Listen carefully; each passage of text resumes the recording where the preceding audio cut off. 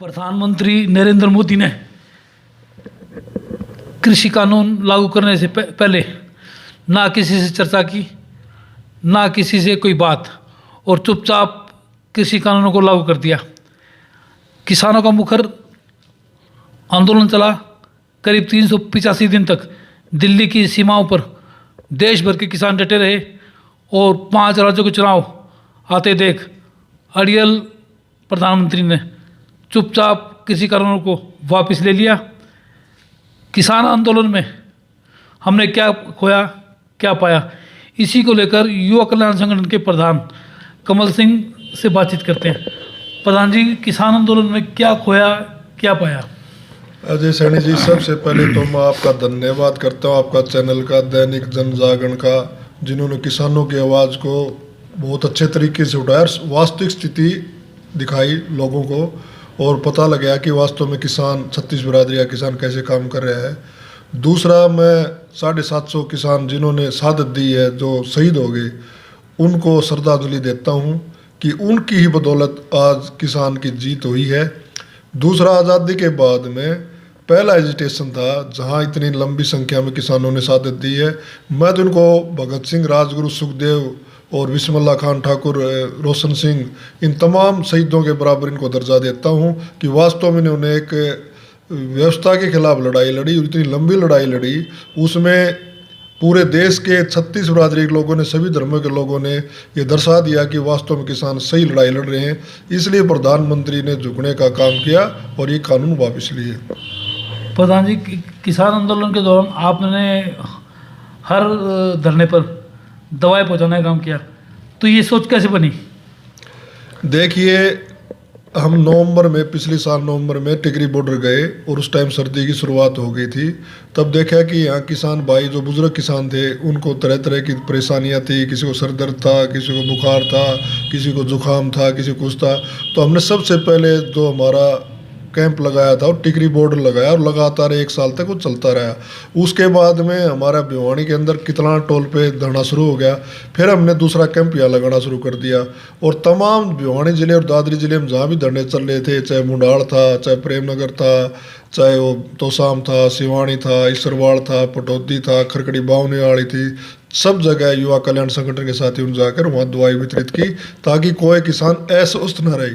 और दूसरा, जो महामारी जो बीच में दूसरा चरण आया था, उसके अंदर भी किसान को आपने देखा होगा कि बहुत कम किसानों को कोरोना हुआ। वो अवेयरनेस हमने पैदा की और वैक्सीन भी लगवाई, और हमने जो दवाई थी, प्रिकॉशन था, चाहे मास्क देने की बात थी, चाहे डिस्टेंशन की बात थी, हम तरीके से लोगों को जागरूक किया और उस बीमारी से किसान भाई बच के रहे। प्रधान जी, देखा जाए तो किसान आंदोलन 385 दिन चला। इस दौरान हमने क्या पाया और क्या खोया? देखो अजय जी, हमने जो पाया है उसमें हमने एकता पाई है, उसके अंदर हमने भाईचारा पाया है, उसके अंदर हमने संगठन को पाया है। एकता तो जो पंजाब, हरियाणा, हमारे राजस्थान, यूपी और तमाम हिंदुस्तान के जितने भी स्टेट के किसान भाई थे, 36 बिरादरी के भाई, सभी धर्मों के भाई, उनके बीच में एकता बन गई। इतनी एकता बन गई कि आज भी एक दूसरे को फ़ोन करके पूछ रहे हैं, भाई हाल चाल ठीक है। तो मैं मानता हूँ कि जिस प्रकार से हिंदुस्तान जिस बात के लिए प्रसिद्ध था, वो हमारी दोबारा बीच में आ गई। जो खाई पैदा सरकारों ने करना चाहिए कि भी आपसी में जाति बाती की, धर्म की, वो सारी खाई भर गई है। आज तमाम किसान एक हैं। सबसे बड़ी बात तो हमने ये पाई। दूसरी, हमने संगठन को पाया। मैं अजय जी ये बात बड़े फख्र और गर्व के साथ कह सकता हूं कि आगे किसान और मजदूर के साथ किसी प्रकार की उनके हकों के साथ अगर अनदेखी की गई, उनको हकों के साथ छेड़खानी की गई, तो तमाम हिंदुस्तान के किसान तुरंत इकट्ठे हो जाएंगे। सबसे बड़ा हमने संगठन को पाया है। अब सरकार को 2500 बार सोचना पड़ेगा किसान के हकों के साथ छेड़खानी ना करें, क्योंकि पता लग गया है कि किसान तुरंत इकट्ठे हो जाए। दूसरा, हमने संगठन को पाया। तीसरा, हमने नौजवानों में कि मैं जोश और अनुशासन, जोश के साथ होश, जो किसानों के हमारे नौजवान किसान थे जो, उन्हें रखा है। हिंदुस्तान में पहली बार ऐसा हुआ है कि 1-1.5 साल से जो एजिटेशन चला, जो संघर्ष चला, उसके अंदर कोई तोड़फोड़ नहीं हुई और उसके अंदर बहुत भागीदारी नौजवान किसानों की थी। किसी प्रकार का अनुशासन को पाया। तो मैं मानता हूँ कि हमें पाया है। और अब जो हमारी लड़ाई है ना, वो है MSP की। जो किसान के साथ जिस प्रकार किसान की आय कैसे बढ़ी जाए, और जिस प्रकार किसान की और समस्याएं हैं, जैसे मुआवजे की समस्या है, कहीं पे प्रकृति के प्रकोप से कोई बात हो जाती है तो सरकार मुआवजा देने में लेट करती है, किसी प्रकार कहाँ यूरिया की कमी है, कहीं और चीज़ की कमी है, बिजली के जो विधेयक आएंगे, किसान के साथ जिस प्रकार की छेड़खानी की जा सकती है, वो सारी बातें जो किसान से संबंधित बातें हैं, आगे उनकी लड़ाई हम सब मिलकर पूरे हिंदुस्तान का किसान लड़ेगा। प्रधान जी, किसान के साथ सरकार कोई भी रही हो, उसने भेदभाव किया हमेशा। इस बार भेदभाव कुछ ज़्यादा हो गया। सरकार ने चोरी छुपे कृषि कानून लागू किए, 5 राज्यों के चुनाव आए तो ये कानून वापस भी हो गए। अब जो चुनाव हैं उसमें किसान की क्या भूमिका रहेगी? अजय जी, मैं एक बात आपकी बताता हूँ कि किसान के साथ छेड़खानी करी। मैं एक बात आपको वैसे बताता हूँ कि हिंदुस्तान के अंदर, इस हिंदुस्तान की व्यवस्था के अंदर किसान का बड़ा योगदान है। पिछली बार सरकार ने माना कि कोरोना के दौरान में जो जीडीपी थी वो किसान ने ही बचाई रखी, ये सरकार ने माना है। दूसरी बात, किसान के पास सब कुछ है, जो रॉ मटेरियल है, जो जैसे कच्चा जो पैदा करता है वो किसान ही करता है। अब आलू है, आलू किसान पैदा करता है, उसका चिप्स उद्योगपति बनाता है। आपका टमाटर है, वो टमाटर किसान पैदा करता है, टमाटर का सॉस उद्योगपति बनाता है। तो किसान ही पैदा करता है सब कुछ, और किसान को मिलता क्या है? किसान तो ये कह रहा है कि मेरे को कम से कम लागत मूल्य दे दो, यही तो मांग रहे हैं ना, एमएसपी। और आप कोई चीज़ भी जो एमआरपी लिखा है मिलेगा उस पर, तो कितना डिफरेंस है। तो किसान ने तो कहा भाई हमने तो एमएसपी दे दो, कम से कम प्राइस दे दो, ये तो मांग रहा है किसान। किसान सब कुछ पैदा कर रहा है, दाल किसान पैदा करता है, गन्ना किसान पैदा करता है, चावल किसान पैदा करता है, टमाटर, आलू, सब्जी, सब कुछ किसान पैदा करता है। तो किसान को समझ में आ गया है कि जब तक आपका शोषण हुआ है, और पीछे जितनी सरकार रही है, किसी भी सरकार में नहीं मानता हूँ कि किसान के लिए कोई बड़ी योजना लागू करी हो। इस सरकार ने तो कुछ भी नहीं किया, पिछली सरकार ने भी कुछ भी नहीं किया। पिछली सरकार ने किसान को भी मार करने की कोशिश करी, और इस सरकार ने किसान को मारने की कोशिश करी, फर्क इतना ही है। प्रधान जी, सरकार दावा करती है कि किसानों के हित की योजनाएं बनाई हैं। एक देश एक टैक्स का कानून सरकार ने लागू कर दिया, लेकिन किसान के लिए ऐसी कोई योजना नहीं बनी कि उसके लिए कम से कम एक योजना ऐसी बन जाए जिससे किसान को उसकी भरपाई तो हो जाए। देखिए अजय जी, मैं यही बात कर रहा हूँ, जो योजना है ना कागजों में बन रही है। अब किसान ने कह दिया, 72 योजना की बात आई कि 72 योजना किसान को देंगे, लेकिन धरातल पर तो कुछ भी नहीं है। कागजों में दे दी, कागजों में तो कह दिया कि भी हम मार्केटिंग कमी से ये करेंगे वो करेंगे, लेकिन जो प्रक्रिया है वो इतनी खतरनाक है, उसमें आम किसान उसको कर ही नहीं सकता। अब कहते हैं अपना फसल अपना ब्यौरा, किसान को कह दिया भाई आप अपना फसल अपना ब्यौरा दो। किसान को तो पता ही नहीं बेचारे को कैसे देना कैसे नहीं देना है। सरकार को इन चीज़ों के लिए पहले किसान के वहाँ गाँव जाकर एक सलाहकार सरकार की तरफ से उनका फॉर्म दिया जाए, सरकार की तरफ से समझाया जाए भी कैसे भरना है। किसान को पता नहीं, ये फर्द ले आओ, 4 फोटो ले आओ, ये ले आओ, दूसरे दिन जाता है फिर ये चीज़ कमी रहेगी, ये रहेगी। मैं मानता हूँ अगर किसान सरकार की नीयत ठीक है तो गांव में जाकर इन अधिकारियों को बिठाना चाहिए, और उसमें सारी चीज़ बतानी चाहिए कि आप ऐसे ऐसे कर लो। एक किसान का समझ नहीं आता, दोबारा समझाओ, तीसरी बार समझाओ, तो किसान इस चीज़ में आ सकता है। हमारे देश के अंदर किसान के अंदर जो थोड़ी सी शिक्षा की कमी है, वो मानता हूँ है। वो शिक्षा की कमी इसलिए, तो शिक्षा के लिए सरकार ने कह दिया भाई हमने ये दे दिया। अब कहता है कि हम छोटे किसान को ना आय दुगनी कर दें 2022 में। एक भी किसान की बता दो कि प्रधानमंत्री जी पूछना चाहता हूँ कि एक भी छोटे किसान की के अगर आय दुगनी हुई हो, तो बोलने से कुछ नहीं होता, धरातल पे जाए काम करना पड़ेगा। प्रधान जी, सरकार अच्छे दिनों के दावे करती आई है, करीब 7.5 साल बीत गए, लेकिन महंगाई बढ़ी है, किसान का उत्पीड़न हुआ है, गरीब का शोषण हुआ है, विद्यार्थी दर दर की ठोकरें खा रहे हैं, बेरोजगारी बढ़ी है। तो जो दूसरी पार्टियां हैं जो विपक्ष में की भूमिका निभा रही हैं, वो भी देश के आम नागरिक को आश्वस्त नहीं कर पा रही कि अगर वे सत्ता में आए तो कुछ राहत मिलेगी। ऐसा क्यों हो रहा है? देखो, 7.5 साल के अंदर मैं एक बात मानता हूँ कि बेरोजगारी बहुत ज़्यादा बढ़ी है। जो प्रधानमंत्री कहते 2 करोड़ रोज़गार देंगे, मैं कहता हूँ कि अगर आंकड़े उठा के देखोगे कि आज जो RTI का ज़माना है, आंकड़े उठा के देखो कितना रोज़गार दिया है। बेरोजगारी ज़बरदस्त बढ़ी है। शिक्षा का भट्ठा बैठ रहा है, यानी शिक्षा बहुत कमज़ोर हो गई है।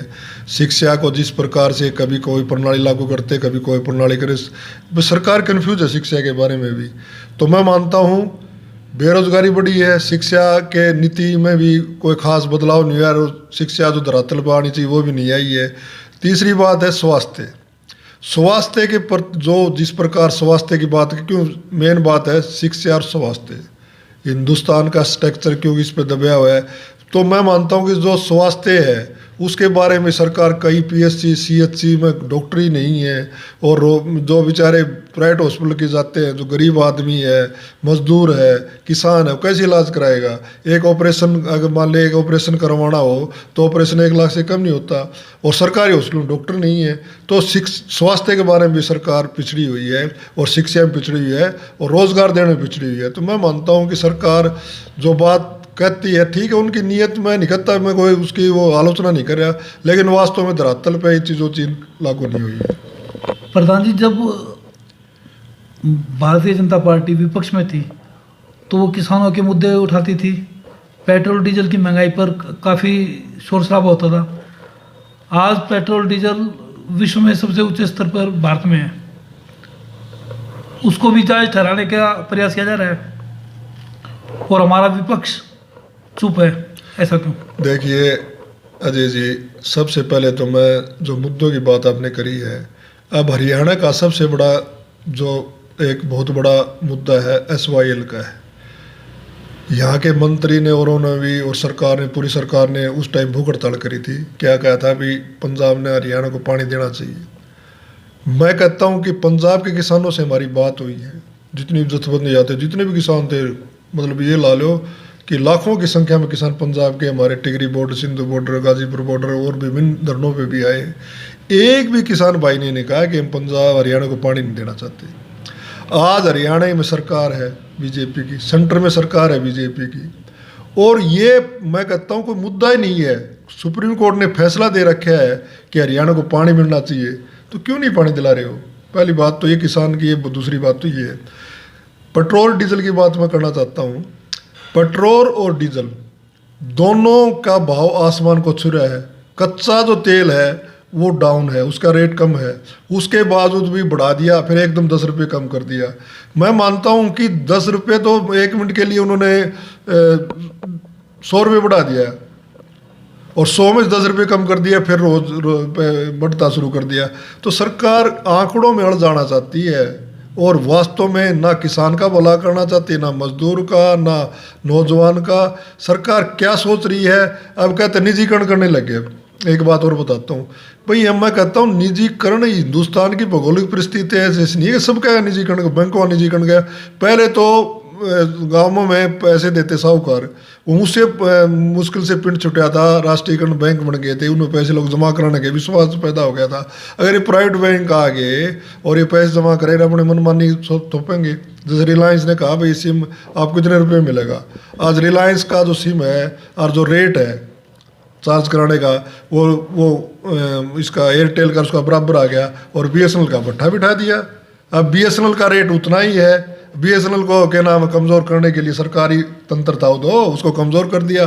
तो मैं मानता हूँ अगर ये बैंक और जितने निजीकरण करेंगे रेल का, जहाज का, तो मैं मानता हूँ कि आने वाले टाइम में ये उद्योगपति जो चुने गिने उद्योगपति हैं, इनका कब्जा सारी व्यवस्था हो जाएगा अगर अपनी मनमानी करेंगे।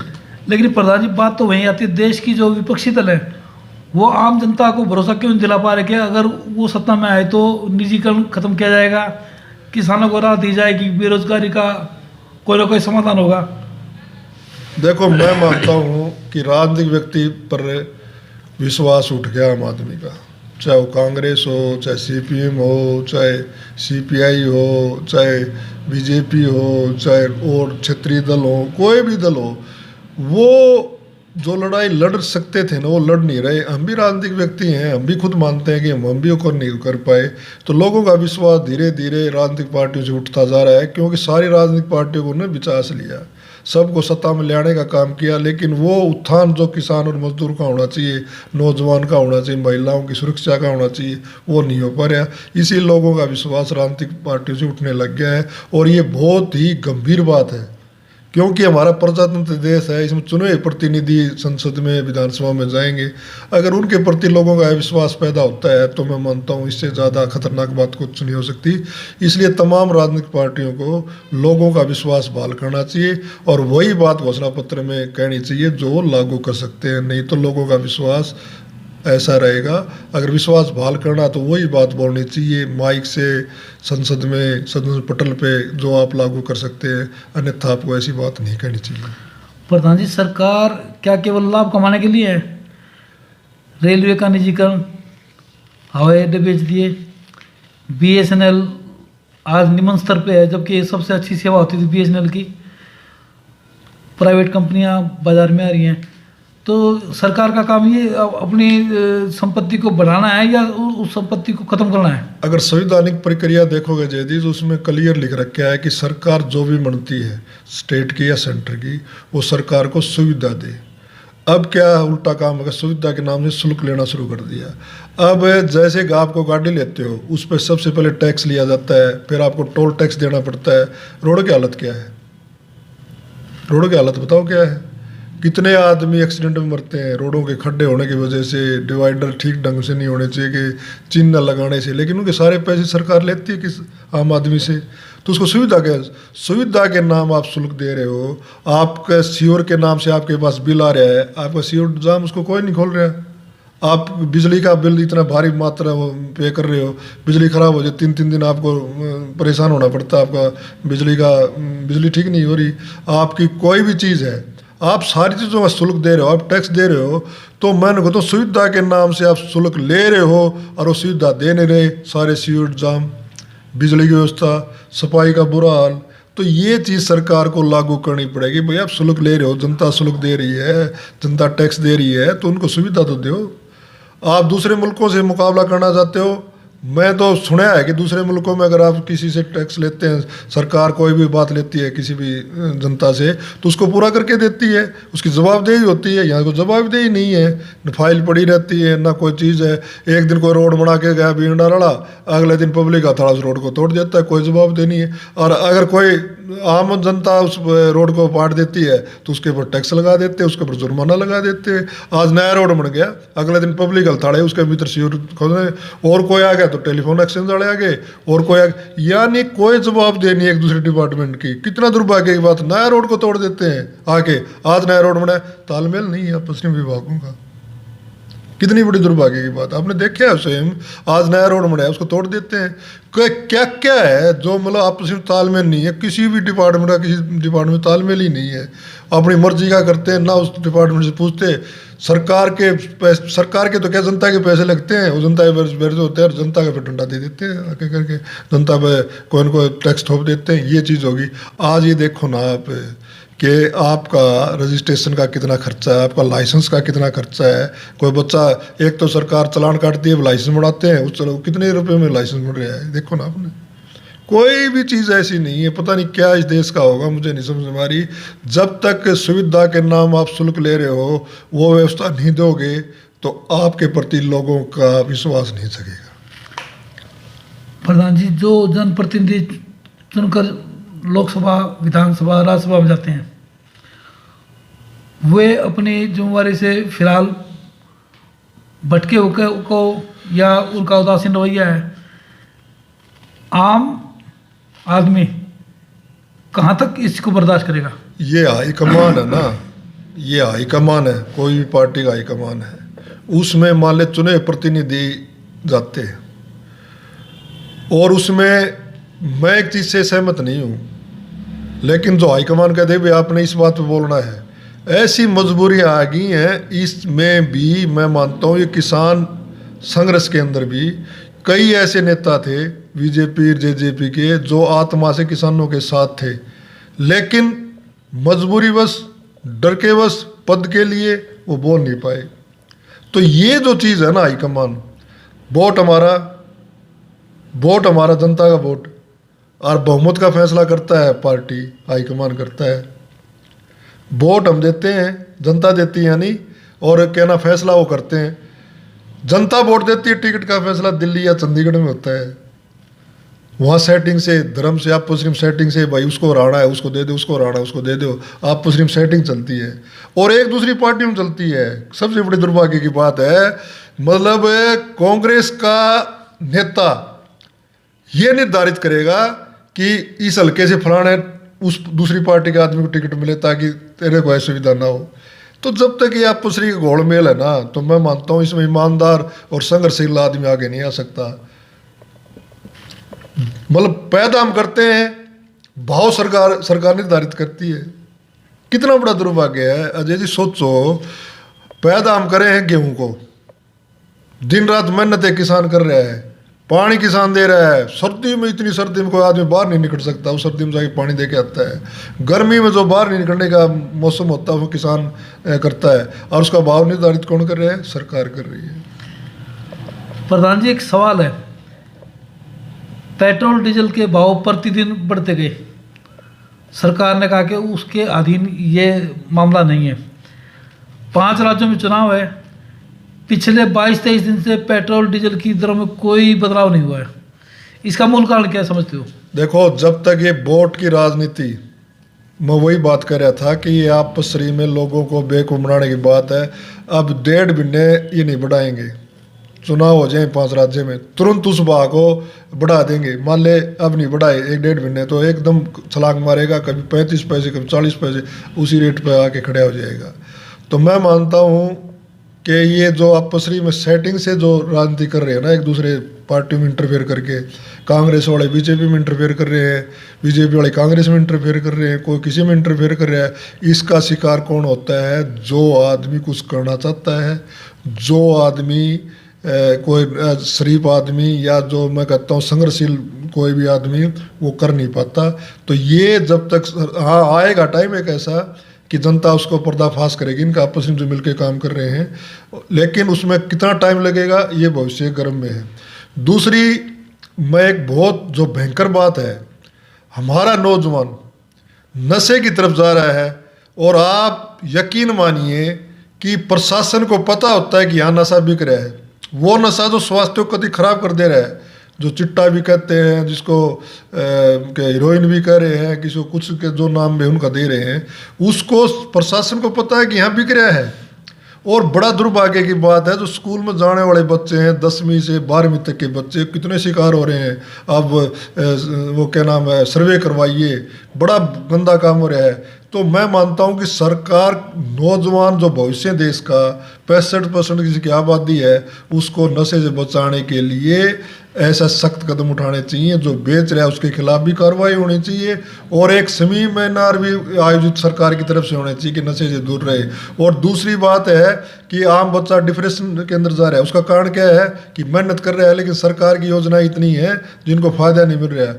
इसलिए सरकार को इस देश का भविष्य बचाना है, इस देश को सही दिशा में ले जाना है, तो नौजवान को बिल्कुल सचेत करना पड़ेगा, नशे दूर करना पड़ेगा, उनको रोजगार देना पड़ेगा, और स्पोर्ट्स को बढ़ावा देना पड़ेगा ज़्यादा से ज़्यादा, ताकि स्पोर्ट्स में अगर बच्चा जुड़ेगा, मैं भिवानी का उदाहरण दे के कह रहा हूँ कि भिवानी के अंदर बहुत लड़के स्पोर्ट्स में इन्वॉल्व हुए, उनको नौकरी मिली, उनका देश के विकास में उनका बहुत बड़ा योगदान है। तो सरकार को चाहिए कि स्पोर्ट्स को बढ़ावा दे और रोजगार को बढ़ाने का कार्य करे। प्रधान जी, किसान आंदोलन तो समाप्त हो गया, 5 राज्यों के चुनाव बिल्कुल नज़दीक है, अगले साल फरवरी मार्च में ये चुनाव होंगे। तो किसान आंदोलन की टीस जो रही, क्या उस पर प्रभाव पड़ेगा? देखो, मैं मानता हूँ कि सरकार ने 1 साल तक जो जिस प्रकार को किसान को तंग किया, और किसान तो तंग नहीं हुए, खैर किसान तो बेचारा सर्दी गर्मी की परवाह करता नहीं, देश का पेट भरता है, धरती माता का सीना में चीर के और उनमें उसकी पूजा करके किसान सारे देश का पेट भर रहा है।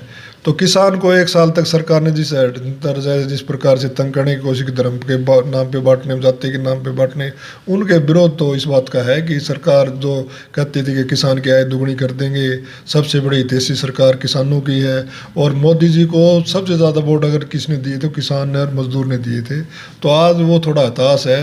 अगर सरकार किसान की आय दुगनी करे, MSP C2 50 लागू कर दे, तो थोड़ा मोड़ा किसान सोच सकता है कि सरकार के बारे में, नहीं तो किसान आज बहुत खिलाफ है सरकार के। लेकिन प्रधान जी, जो बात आप कह रहे हैं एमएसपी लागू करते, अगर सरकार की नीयत ठीक होती तो ये काम तो बहुत पहले हो जाना चाहिए था, इस सरकार से पहले हो जाना चाहिए था, लेकिन राजनेता इस बारे में नहीं सोचते हैं। मैं वही तो बात कर रहा था कि उद्योगपति तो पैसे करोड़ों अरबों सरबों खरबे लेके चले गए विदेशों में। किसान तो ये कह रहा है कि हमें तो एमआरपी नहीं चाहिए भाई, हमें तो एमएसपी चाहिए। कम से कम लागत बता दो, किसान के बीज कितना पड़ रहा है, किसान की बाई कितना खर्चा, वो तो कह रहा है भाई हमारा एक मिनिमम बना दो। मैं मानता हूँ कि एमएसपी अलग अलग क्षेत्रों में अलग अलग होगी, लेकिन उसके लिए सरकार की करनी है ठीक हो, तो मैं मानता हूँ कि 5-6 महीने में ये सारी कार्रवाई हो सकती है। और सरकार ने कहा कमेटी बनाए हैं, हमें आशा है कि सरकार ने कमेटी बनाएगी, उसमें सभी जो हमारे किसान संयुक्त मोर्चा किसान भाई भी शामिल होंगे। और मैं मानता हूँ सरकार की नीयत ठीक होना तो ये चीज़ लागू हो सकती है, ऐसी कोई बात नहीं है। जब देश का पैसा इतना शुल्क ले रहे हो तो हम किसान तो थोड़ा है पैसा मांग रहे हैं ना। सरकार ने कह दिया भाई इतना पैसा लग जाएगा, सारा बजट किसान एमएसपी में चला जाएगा, ऐसी बात नहीं है। आप धरातल पे जाके सर्वे कराइए और एमएसपी C250 लागू करो तो किसान का उत्थान होगा। और किसान का उत्थान हो गया तो मैं मानता हूँ ये देश दुनिया का एक नंबर, जो पहले होता सोने की चिड़िया कहा जाता था ना हिंदुस्तान को, मैं मानता हूँ अगर किसान को एमएसपी दे दी तो ये फिर देश सोने की चिड़िया हो जाएगा। इसमें खुशहाली इतनी आ जाए, किसान मजबूत होगा तो व्यापारी मजबूत होगा, नौजवान मजबूत होगा, सब मजबूत होंगे और देश की जो आर्थिक स्थिति है वो पूरे वर्ल्ड के अंदर एक नंबर पर हो जाएगी। प्रधान जी, एक आखिरी सवाल है, किसानों ने आंदोलन लड़ा, भाईचारा भी कायम हुआ, जिन भ्रांतियों से राजनेता किसानों को या आम देश की जनता को भ्रमित करते थे उससे देश काफ़ी ऊपर उठ गया। लेकिन किसानों के खिलाफ जो केस बनाए, भले ही सरकार अब वापस ले ले, लेकिन उस दौरान उनका उत्पीड़न जो हुआ उसका खामियाजा कौन भुगतेगा? देखो अजय जी, पूरे हिंदुस्तान में जितनी जगह एजिटेशन चला किसान का, संघर्ष चला किसान का, एक भी जगह किसान ने किसी भी राहगीर को, किसी आम आदमी को परेशान किया। मैं मानता हूं कि टिगरी बॉर्डर और जितने बॉर्डरों पे किसान बैठे थे, अगर आप गए होगे तो उन्होंने ऐसी व्यवस्था कर रखी थी कि आने जाने वालों का रास्ता भी ना रुके। अगर रास्ता कहीं रोक रखा था तो प्रशासन ने रोक रखा था, किसान ने नहीं रोक रखा था। एक भी दुकानदार उस एरिए का ये कह दे कि किसान ने कोई सामान लिया उसके पैसे नहीं दिए, प्यार से अगर उनको कोई तकलीफ हुई तो किसान आके खड़ा बोला भाई कोई तकलीफ हमारे वजह से हो रही है तो हम आपको इस सहायता करने के लिए तैयार हैं। तो मैं मानता हूं कि ये टीस तो किसान को है कि 1 साल तक आप किसानों को परेशान किया, इतनी कोई बात ही नहीं थी, क्योंकि ये कानून जब आए तो सरकार ने किसी से सलाह नहीं, ना एग्रीकल्चर एक्सपर्ट से ली ना और किसी से ली।